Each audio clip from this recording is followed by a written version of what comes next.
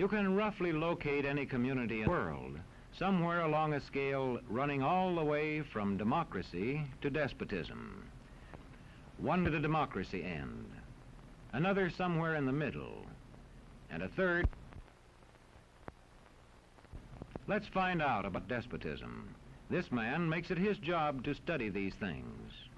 Well, for one thing, avoid the comfortable idea that the mere form of government can of itself safeguard a nation against despotism.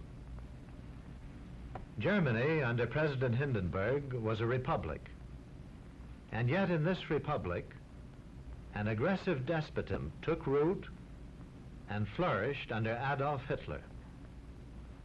When a competent observer looks for signs of despotism in a community, he looks beyond fine words and noble phrases. For which it stands, one nation, indivisible, with liberty and justice for all. Many observers have found that two workable yardsticks help in discovering how near a community is to despotism: the respect scale and the power scale. A careful observer can use a respect scale to find how many citizens get an even break. As a community moves towards despotism, respect is restricted to fewer people. A community is low on a respect scale if common courtesy is withheld from large groups of people on account of their political attitudes. If people are rude to others because they think their wealth and position gives them that right, or because they don't like a man's race or his religion.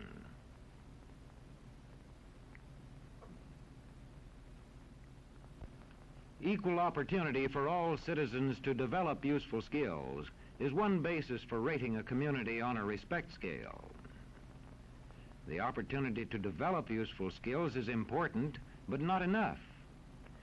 The equally important opportunity to put skills to use is a further test on a respect scale.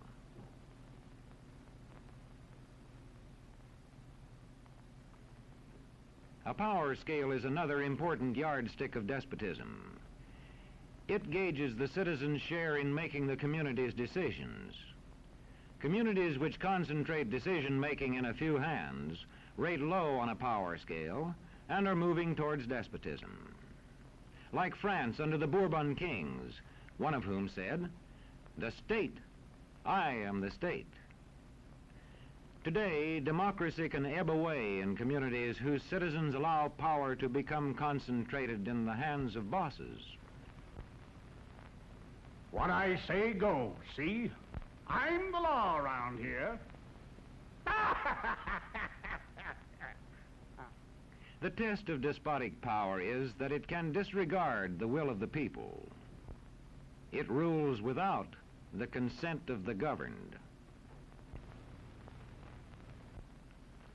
Look beyond the legal formalities of an election in measuring a community on the power scale to see if the ballot is really free. If the citizens can vote only the way they're told, a community approaches despotism. When legislatures become ceremonial assemblies only and have no real control over lawmaking, their community rates low on a power scale.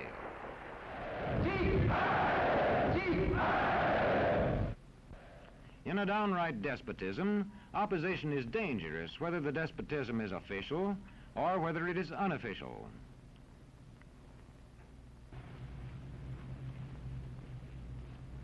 The spread of respect and power in a community is influenced by certain conditions, which many observers measure by means of the economic distribution and information scales.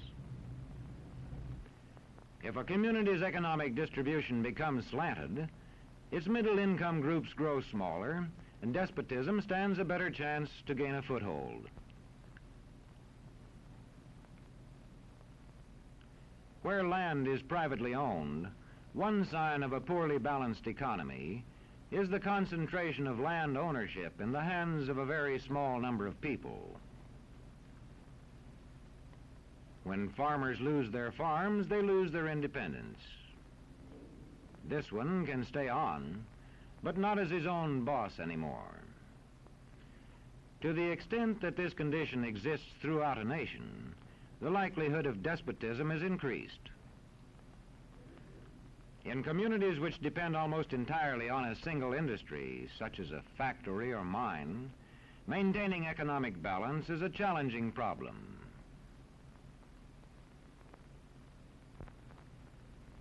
If this condition exists over the nation as a whole, so that the control of jobs and business opportunities is in a few hands, despotism stands a good chance.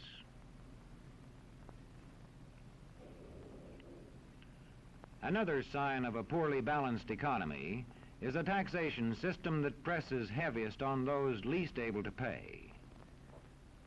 A larger part of a small income is spent on necessities such as food. Sales taxes on such necessities hit the small income harder. In the days of the salt tax, feudal despotisms were partly sustained by this and other effects.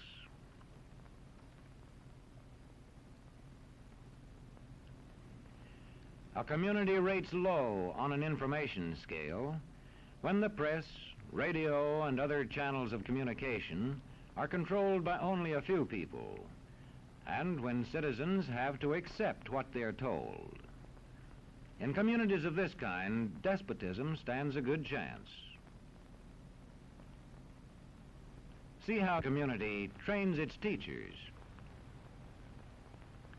Bear this in mind. Young people cannot be trusted to form their own opinions. This business about open-mindedness is nonsense. It's a waste of time trying to teach students to think for themselves. It's our job to tell them. And when teachers put such training into practice, despotism stands a good chance. These children are being taught to accept uncritically whatever they're told. Questions are not encouraged. How can you ask such a question? Have you got a textbook? Yes, ma'am. Does it say here that our law courts are always just? Yes, ma'am. Then how dare you question the fact? Sit down. And so we aren't surprised when... But it must be true. I saw it in this book right here. And if books and newspapers and the radio are efficiently controlled, the people will read and accept exactly what the few in control want them to. Government censorship is one form of control. A newspaper which breaks a government censorship rule can be suspended. It is also possible for newspapers and other forms of communication to be controlled by private interests. I thought I told you to kill that story. It'll cost us a lot of advertising. If that story goes out, I quit. All right.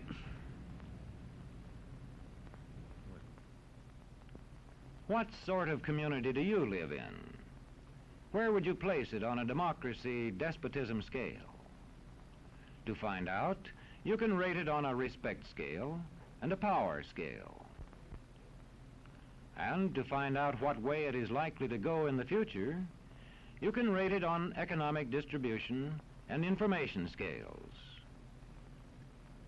The lower your community rates on economic distribution and information scales, the lower it is likely to rate on respect and power scales, and thus to approach despotism.